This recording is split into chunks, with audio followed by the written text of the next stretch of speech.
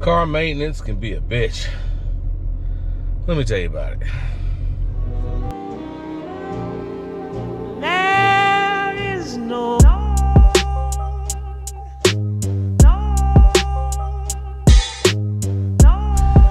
Welcome back to the Will Hemming Show.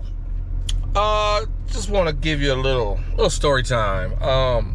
This morning, Thanksgiving Day +1, we wake up to text messages, right?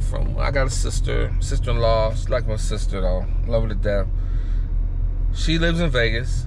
She has a son, just got out of the Marines. He has a 2018 Charger. 18? I don't know what year it is. It's a SXT V6 Charger, right? Bone stock, did nothing to it. 135,000 miles on it. Well, anyway, we get a text message this morning. His engine we think it's got a blown head gasket. You know, a shop we could take it to get it fixed, right? So I said, oh, shoot. Why would a new Charger have a blown head gasket? New-ish Charger, right? 135,000 miles. It ain't new, but I've seen it. It's in great shape. It's stock. It's not a swinger. It's not a striker. It's just a good old Charger. Oh, man, I'm start thinking, okay, who told them it's a head gasket? I'm like, well, maybe it overheated. Maybe. Okay, what happened to the car? Did it overheat? Did it, you know, I'm asking these questions. We got to diagnose this thing because I can't have my nephew running around towing the car to places, not knowing what's going on, right? So I said, what happened? You know, did it overheat? Well, he said, no, it's just it dies. It won't idle. It's running rough. It won't stay running, and there's smoke coming out of it. I'm like, oh, Jesus. All right, smoke. Head gasket does not make smoke. Head gasket makes steam, water coming out the tailpipe. If you've really busted a head gasket between those two pipes, you know, between the combustion chamber and the water journal. Now, I mean, let's get into the mechanics of a head gasket, right? The head gasket is just a little piece of material that goes between the head and the block, right? The top of the cylinders comes up, and right around that, every cylinder, you have a water journal that goes from the head to the block. You have oil journals that are moving around, and each one of these little journals has a hole inside this gasket, or the gasket has to go around this journal, right? Now, when a car overheats, pressures get high in the water journals, which is the coolant. The pressure gets real high, and sometimes it'll blow a piece of that material away in between the cylinder head and the block, right? So sometimes that little piece of material is where the journal runs close to the cylinder. That means the high pressure from the boiling coolant will force its way into the combustion chamber. And then the engine will run, and you'll lose coolant constantly. The coolant will run hot. It's already running hot for some other reason, but once you've blown that gasket, it really degrades the strength and the function of the coolant, and it starts to leak into the cylinder. Then the cylinder goes through its cycles of compression, suck, squish, bang, blow, and spits out unburnt coolant, liquid water into the tailpipe, into the exhaust, damages the cat, and then it eventually runs out of the pipe as water or steam. Now, sometimes the head gasket, high pressure coolant from overheating engine, will cause the little piece of material to blow from the coolant jacket. It will blow the piece of material into the oil passage, which might be right next to it at some point, right?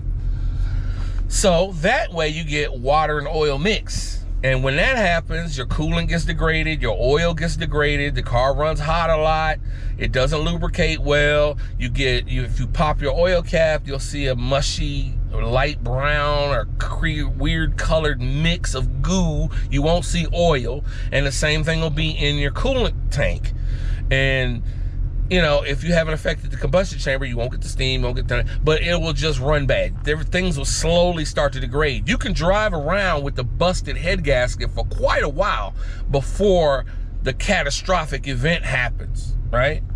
So my nephew says his car just suddenly started running bad and won't idle, it won't run, it cuts off, it stalls and all this stuff, and then there's smoke. Now, we can differentiate smoke from steam, right? Smoke coming out of the engine. Then, okay, so I'm like, okay, at that point, it's not the head gasket. No way it's the head gasket. It can't be the head gasket, right? Come on, tell me what happened. How do you know the car had a problem? That's what I want to know. When did you realize there was a problem? He said, I did an oil change, 135,000 mile oil change, and the oil was still leaking after I did the oil change. Yeah, you know. Damn it, he didn't put the screw back in right or good, or didn't put the filter back on right or good. All the oil. Is there any oil left in the car? Nope, no oil.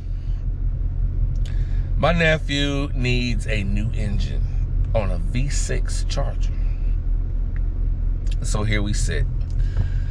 Well, needless to say, I had to diagnose the thing from my bedroom because, you know, if you know anything about cars, you know your way around them, and you can reasonably figure out what's going on by the symptoms and by how things came about. And that's what we did. So we have pretty much decided that he's going to need a new engine. Now, he just bought this car, so I know it's not paid off. I don't know if he has GAP. I don't know if he does not have any kind of MBI, mechanical breakdown insurance. So this car has to be repaired. It could be mechanically totaled, but that's just a loss for everybody involved because he's still gonna be paying that car note. You know, the car note, the bank don't want to hear the car broke down and I can't afford to fix it and pay you, so I'm gonna stop paying you back. No, once you borrow money for a car, you will pay that car off. Now, hopefully, if you're lucky, the car will increase in value, or you'll pay off so much of it that the car's value is worth more than you owe on your loan. If that's the case, you can sell that car if it's in good shape. Get change back, pay off the loan, get change back, everybody's happy. That's one way to get out of an old car. But when the car dies, and you don't have any kind of warranty, you don't have any kind of mechanical breakdown insurance, is what you should sign up for no matter what. When you buy a used car, get you some MBI. Now, these MBI places, there's a whole bunch of them. You might be paying $20, $30, $40, $50, $100 a month. Most places will take like up to 150,000 miles before they say, no, we won't cover your car, because they know stuff's about to happen. But most new cars, you can get a good little policy cheap. You don't have to buy an extended warranty, because if you buy an extended warranty from the factory, when you get that car, you got to pay $3,000 up front, minimum, right? So if you want to just pay a little extra, do that, because when these major things happen, now this was, he caused himself, so I don't know even if they would cover it. But, I mean, there's ways around that, right? You know, okay, fill it back up with oil, put the dang thing on it, and drive it, lug it into the shop, say, I don't know what the hell happened, and maybe, you know, if you want to go that route. But in his situation, he has none of that. So that means he got to fix the car. He got to come out of $5 grand probably to get another V6 put in the car. That brings me to another thing, another observation. If you're gonna buy a car, I mean, used, whatever, get something you love. Get something hot. Get something good. Don't buy no crap. Don't buy no little punk ass V6, nothing. Don't buy no little front wheel drive, regular degular. Because when it comes down to fixing it, and when it comes down to paying that note after you done missed a paycheck or two, and you still looking at this note, you better love that car. And you better be like, I ain't parting with this thing, I'm gonna get it done. Because if you don't have the will, the car's not worth crap, it's nothing you even care about or like, and I gotta fix it and keep paying on it, that's gonna suck. Now, my nephew loves the Charger. This is his first car, I do believe. He went straight into the military, straight to the Marines from high school, so he never really had his own car, transportation, living quarters, and all that stuff. So he loves this car, he likes it, and yes, he's gonna pay $5,000 to replace a V6 motor on an SXT Charger. So, I mean, it's one of the lessons you gotta learn, right? I'm sorry for him, but that's just the way it's gonna be. But anyway, we got it diagnosed.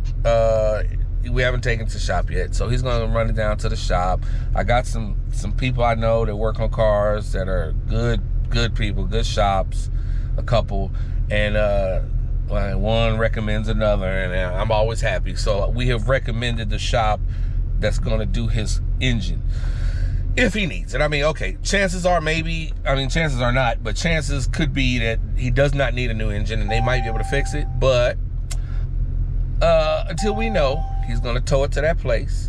Now, before we got off the phone this morning, before we got off of this text message chain, my nephew, being the Marine that he is, was already on it. Okay, I'm gonna go hit Facebook Marketplace. I'm gonna find me another used motor, and then I'm gonna take it to the shop and have him slap it in. I was like, yo, I appreciate your enthusiasm, but you need to curb it. That ain't a good idea. Now see, we don't want to buy an engine sight unseen from God knows who off Facebook Marketplace, pay another shop to put it in, get the car back, and then find out that engine was trash. Because you know what that means? That means now the shop that put it in is not responsible for that engine because you bought it yourself. You have to go find the joker that sold it to you, if they haven't disappeared off the face of the earth, or if they ever really existed in the first place. Find them and try to say that the engine ain't good, I want my money back, and they tell you, I ain't got no warranty program. Or what you do, what I told him to do, you drag that car to that shop. You let that shop give you an estimate. Look at the car really first. Look at it, find out exactly what's wrong with it. Let them give you an estimate and let them source your motor. Why would you do that? You say, oh, well, they're gonna charge me profit on the motor. Maybe, maybe not. But the thing about it is, if you let the shop pick the motor, you pay the shop for that motor. They put it in your car. You get out, get the car back, find out that motor's trash. You go back to that shop, and that whole thing is their responsibility. They can't charge you labor to take it out, fix it, or replace it with yet another one. They can't charge you that. They have to be responsible and stand behind their work. And that also means that they're probably gonna find you a decent engine. They're probably not gonna go out there and buy the cheapest thing they can find and mark it up and give it to you, because they know they gotta stand behind it. So that's where you wanna be. When it's something this big, you want to let the shop get the parts, because if the parts don't work, they're responsible, not you. Trust me, I've been there. I buy parts all the time. I know where to get parts. But when I do it, I'm buying brand new, you know, factory, like with this 300 that I'm sitting in. I bought the engine from HHP because it's a crate motor. It came off the shelf at Chrysler, you know, Mopar parts, stock, brand new motor. And then I took it to Staga and they put it in for me. And we good on that. And the motor's been beautiful ever since. I'm happy. But when you're buying used, or when you're buying parts that have a failure rate, like off the shelf, like a steering rack, which I'm finna have to deal with, because I did that with my steering rack in here, and the steering rack is giving me problems. It's a factory rebuild, but it still ain't right. So now I gotta go pay to have this steering rack taken out, another one put in on my dime, right? Now, if I had let the shop pick the steering rack, it would be on them. But anyway, that's what my nephew is gonna do. And I'll come back later and let you know how it all worked out. I might even go look at the car myself, get a little footage, and we'll talk about it. We'll see what's going on. But just a little word of advice for people who have to work on their cars. Number one, get some mechanical breakdown insurance when you buy it. Don't worry about the factory warranty. Get some good mechanical breakdown. Even if you can't get everything covered that you think, you'll get a lot covered, and major stuff like engine, transmission will be covered. You don't have to worry about that. Engines and transmissions do die. Number two, let the shop pick the parts. Don't you do it. Let them pick the parts and put it in your car, because that's how you want the warranty to be supported by the shop, not you. And number 2.5, get the thing properly diagnosed first. Okay, don't go running, throwing the parts cannon at something without a proper. You need somebody with a good computer that can read any codes you have, and somebody that can, with a mechanical brain, someone who knows cars, a good mechanic can come look at the car. They got places you can pay, they'll come look at it. Like when you want to buy a new one, they'll go out, look at it, give you a full unbiased report. Get that done, then tow it to the shop. Because, well, I mean, okay, you can tow it to the shop too, let the shop do it, but you might be paying for that tow, and you might not get it done at that shop. So it's always good to be ahead of the game with any kind of car repairs, especially if you got more than one car. But, like I said, car maintenance can be fun. That's why you got to keep 2 or 3 cars. So you can take your time. You're not desperate, because that'll cause a lot of problems too. If you're desperate, you got no transportation, you running around with your head cut off, losing sleep, worried about how you're going to fix your car. So, have multiple cars, get a good diagnosis, let the shop buy the parts, and get some mechanical breakdown insurance. Thanks for watching. This is Will Hemi, and we'll be back later with updates. Keep that Hemi on your right foot at all times.